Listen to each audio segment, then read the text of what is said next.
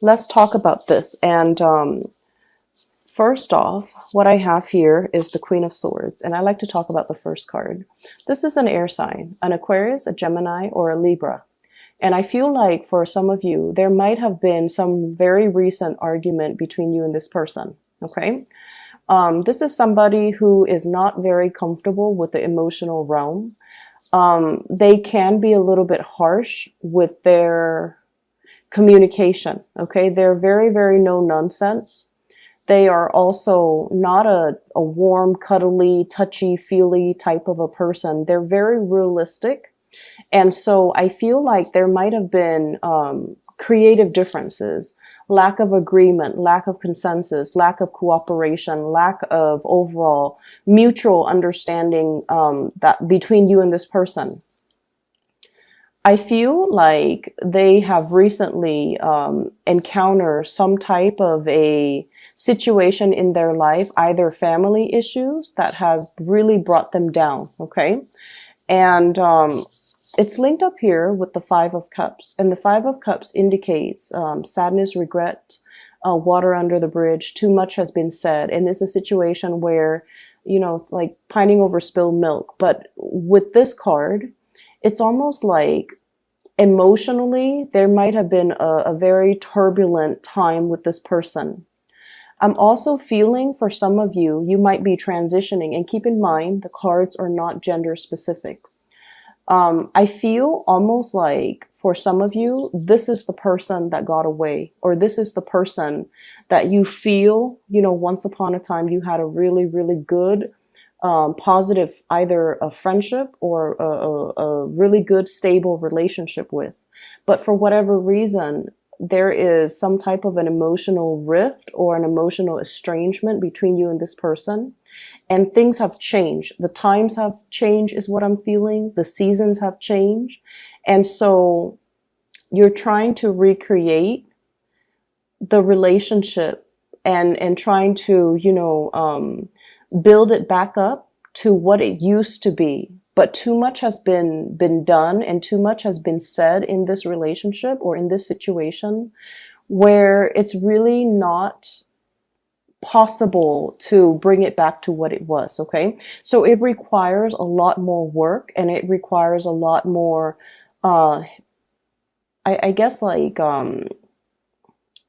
it requires like a concerted effort between you and this person. And you almost feel like they're kind of leaving you out in the cold, or you feel like you're the only one that wants to do this and that they're not contributing or they're not putting in their fair share of the work in order to make this situation the way that it used to be. So I feel like there might have been some recent arguments between you and this person. It could be coming in the month of April, where you just feel like you both are no longer on the same page, okay? On the other hand, there is new passion and new people coming into the picture. So some of you might be transitioning between two people. You might be transitioning between an air sign, Aquarius, Gemini, and Libra, in your past, transitioning into a new person. This is a fire sign, Sagittarius, Aries, or Leo, okay? So the cards are not gender specific. This might be the new person that you might have recently been engaged to. We have the Ace of Pentacles. This is pretty much, you know, making a solid offer, a solid gesture, wanting to build with a new person, wanting to create something like a very solid starting point for a foundation. And when I see the Pentacles suit, especially in this deck, it usually denotes to me a proposal, something very solid, something that you feel you can build upon. And it's lying on top of this fire sign. So I feel like some of you might be shifting gears, might have changed partner, might have made an offer to another person, or have this other person making an offer to you. And as a result of it, I feel as if one person from your past was not emotionally available, and you're finding somebody else that is a lot more nurturing, a lot more caring, a lot more in alignment to be more verbally expressive, to be a lot more emotionally. And I also feel like it's almost like somebody who showers you with a lot of compliments, somebody who's very expressive with how they feel about you.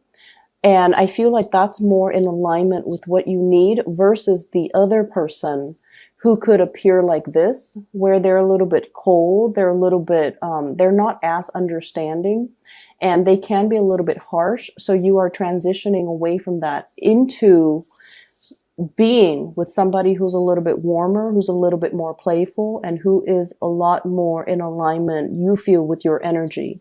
So I don't see that there's any one person that is bad or, another person that's better. I just feel like it's just the way the energy flows, where we are naturally attracted to a specific type of a person. And I feel like, I mentioned this before, a lot of cancers in general are quite shy. And I do see a deep sense of insecurity too. So you need somebody to draw it out of you. You need somebody to kind of like, where you don't have to guess where you stand with them, because they're always ready to tell you how they feel. They're always ready to express themselves, and their energy is buoyant, is more lively, is more playful. And I feel like with that person, it draws out the best in you. And so many of you are definitely learning and coming into a sense of what you want, what you need, and what you ultimately, desire in order for you to be happy. You're becoming cognizant of it. You're definitely more aware of it, and you're seeking relationships and friendships that will, give you that more buoyant type of energy. Okay. So I guess we are finally aware of what we need to be happy. We're finally coming into this sense of what we need from a person, a friend, a family member, or even a romantic partner in order to really nurture us emotionally. And we're coming into this month. Either you have already had this person that's making you aware of this, or you are seeking people that are more in alignment with this fire energy.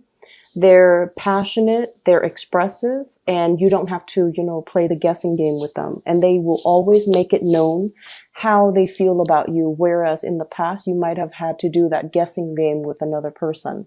So I definitely feel in relationship, there is a stabilizing of the energy between you and a partner. You're definitely wanting to bring your best to a partner, and you're definitely exhibiting more of that comfortable, playful side. So you're definitely with somebody that doesn't judge you, because, this energy, it doesn't even have to be an air sign, but this person is a little bit harsh and they're a little bit judgmental.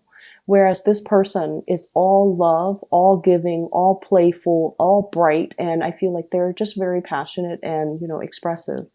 And so you're making an offer here, or the offer is being made to you. For some of you, there's a lot of talks about movement and travel. Okay, so we have here the Eight of Wands, and this is kind of like the arrows of love. But in this deck, I do feel it is a lot more about travel, movement, making plans to do some type of a big trip. Okay, this is like over airway, so traveling by air, coming to see another person. For some of you, you might have work, new jobs coming into the picture, going on interviews for job, relocating for work, even work travel. So for those who travel for a living or who have to travel extensively as a part of their work, I definitely feel this is indicative of, needing to make travel arrangements. For some of you who are in a relationship as well, you and your significant other could be taking trips together. They could also be taking trips as well. And then they might be, temporarily out of the picture. So what I do feel is there's also really strong, heavy communication. The Eight of Wands usually indicates communication in this day and age, communication coming in a very swift manner. So that is usually text messages, emails, instant, messaging, Skyping, or even phone calls. Okay, so you're going to be hit with a lot of communication coming through from other people. However, We have here the Ace of Swords, which is a very strong victory card. And this is also clear, concise communication, resolution, reaching some type of an agreement, as well as new insights, new inspiration to be able to solve a solution. So this is a very good card when it comes to, you know, that one problem we've always had trouble with, or that one person that we have not been able to have some type of a communication breakthrough with. There's finally some type of a situation here that will bring about the breakthrough. And with the Ace of Swords, it also indicates severance, severing ourselves from a toxic situation as well. For many of you, we have here this is the devil, and the devil usually indicates some type of a bondage or a situation that we know is not healthy for us. So Cancers, you guys are actually very, very psychic, okay? Especially for those Cancer moons out there, you guys are incredibly psychic. You know when something is up. You can feel the rumblings on the in the earth whenever something is coming in as a warning sign. You can also, like, you guys are a very, very good judge of character. However, you highly doubt your capabilities. Okay. So I feel like there were situations that you knew there's more to the story, or that somebody's not really telling you the whole truth, or you might even feel like there's some hidden information that you need to ferret out. Or you might feel like there's a situation here where somebody is like purposely keeping you stuck. I'm also seeing keeping you hostage, keeping you in bondage, and they're keeping you in this environment because in some way it benefits them. And I feel like in the past, you were definitely aware of this, but I don't feel like you were aware to what extent it affected you. Okay. And coming into this month, you're realizing that it's a situation that you have total full control over, and you can choose to leave at any time. But in the past, you might not have felt the need to, but this is the month, in the month of April, where you feel empowered to do so, and you feel a lot more empowered to move away from it and to, you know, arrange and create your life in a way that will allow you to have more control over your environment. Okay. And what I mean by this is, I definitely see there has been some type of a long-standing financial situation that has kept you very stuck. Okay. I don't see things on here that would indicate to me a financial lack. So I feel like, you know, finances looks really good. However, there might have been a job, Page of Pentacles, a learning environment, okay, a student, somebody who's trying to level up, somebody who's trying to learn a specific skill, who's going to school, who's trying to graduate, who's trying to earn that degree, who's trying to earn that certificate, because they truly, truly, truly believe that that piece of paper is really going to help secure their entire future. Okay. And then the further you go along in this process, the more you realize that I'm stuck here for another year. I have to finish, you know, the bachelor's degree. I have to finish the master's degree. I have to finish this certificate degree. And you might find yourself like in a situation where you have to take out student loans, for example, and you're just like, okay, that's fine. You rationalize it. And you're saying to yourself, it's okay if I have to take out student loans, because further down the line, once I get that diploma or that piece of paper, I'm going to be making a lot of money and I can pay it back in no time. But you're looking at this situation now and you're just like, is this the best is this the best opportune, you know, is this the best route for me to take? So I do see a period where you are really reassessing how you feel about work, how you feel about money, how you feel about putting kind of like whatever you were doing all along, you felt like I can stick to it. Once I finish it, that's when life will really happen for me. And now what I'm sensing is you're thinking about taking a detour. You're thinking about taking a shortcut. You're thinking about potentially taking a quicker way out, or a quicker way, like cut corners to get to your destination. And what I really want to say is I feel like the cards are telling you to, be strong. Okay. We have the strength card, and literally it basically is telling you, hang on for a little bit longer. Okay. Don't take the shortcut. Don't cut corners. Keep steady pace and, trust that you are on the right path. Okay. So don't be disillusioned. Don't think about worst case scenario.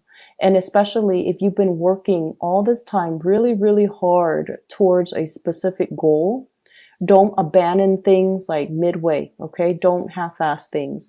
Do things thoroughly and do things completely, because the reward is right around the corner for you. So I feel like they're really telling you, maintain your steady progress and maintain your fixed course of action, because I feel like there isn't a shortcut. There isn't a shortcut.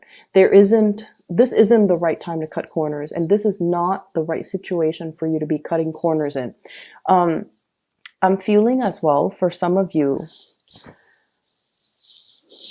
there is a situation here where many of you might be thinking about shifting into a new work environment, okay? So like wanting to take a job that promises a lot more financial abundance. Okay. And I keep seeing this. It's almost like I have to feed my kids. So many of you might be expecting, many of you might have like a little one in the oven, like a baby on the way. And then many of you, there might be some changes to the financial arrangement when it comes to custody, when it comes to child support, when it comes to alimony. And as a result of that, you feel a compulsion, or you feel like, and I heard this, so I'm just going to say it. I'm the man in this relationship. I need to be able to take care of my wife. I need to be able to take care of my kids. Or even if you're in same-sex relationship, I'm the man in this relationship. I need to be able to take care of the people that I love. I need to be able to secure a future for me. I need to take care of my parents.